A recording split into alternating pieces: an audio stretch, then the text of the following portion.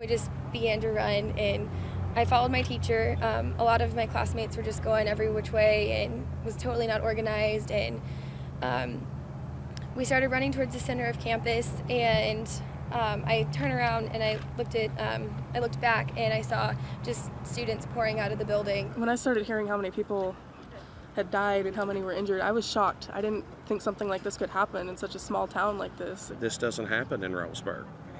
This is small town America. It's not supposed to happen here, but it happens. It's just crazy to think that somebody could do that, but it's even more incredible that strangers can become supporters for each other, people they don't even know.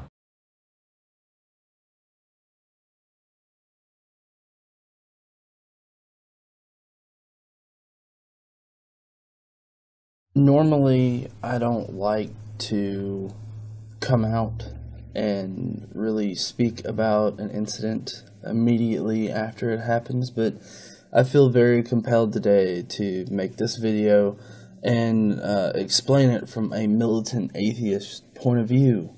And it's all because people are starting to report that the gunman asked for religious affiliation and shot people because they were Christian. And of course they're going to be tagging this guy as an atheist simply because he's non-religious. As Dan Arrow reports down below, he's stated as being non-religious but spiritual.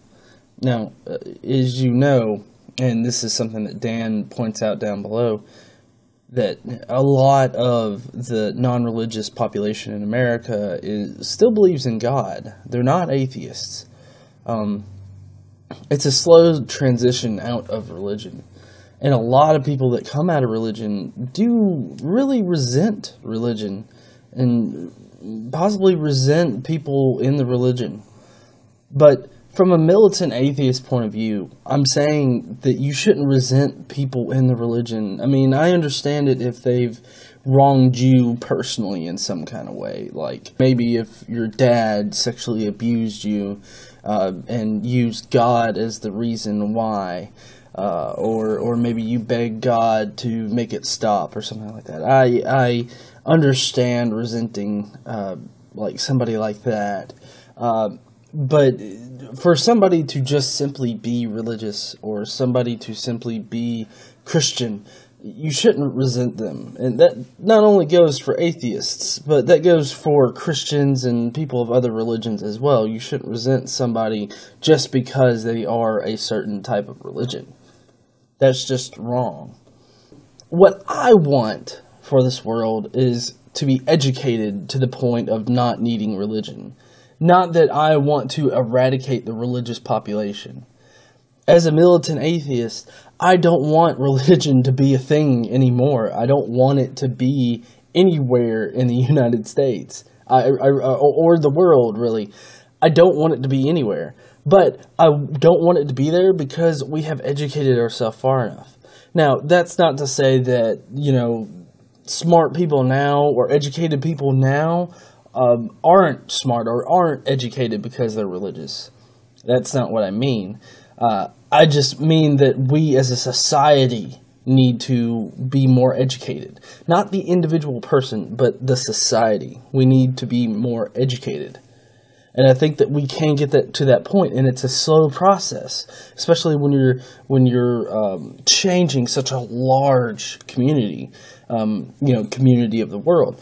But to the actual point of the shooting yesterday, I would like to point out, and this is something also that Dan Arrow points out down below, that he was actually a supporter of Christian terrorists.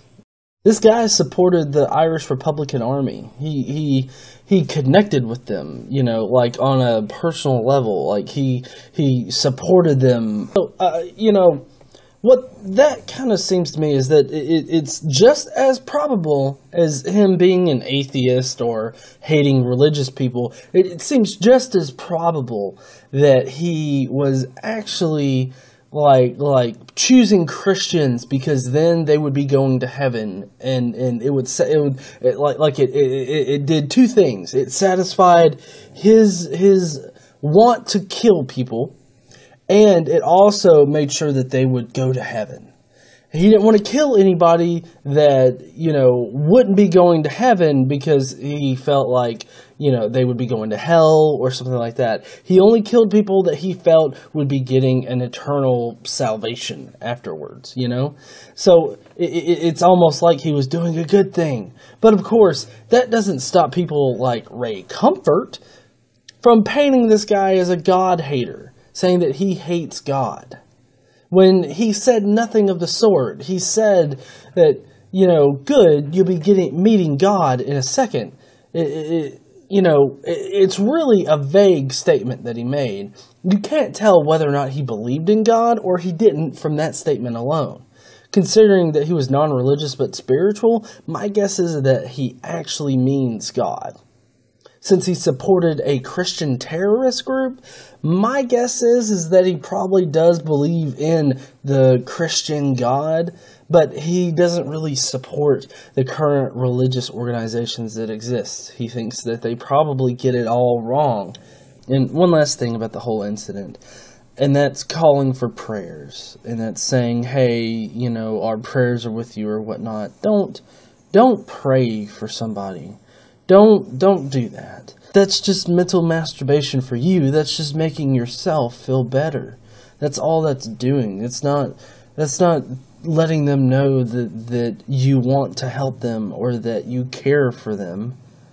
That just means, hey, I don't want to feel bad about this situation because I really can't do anything about it.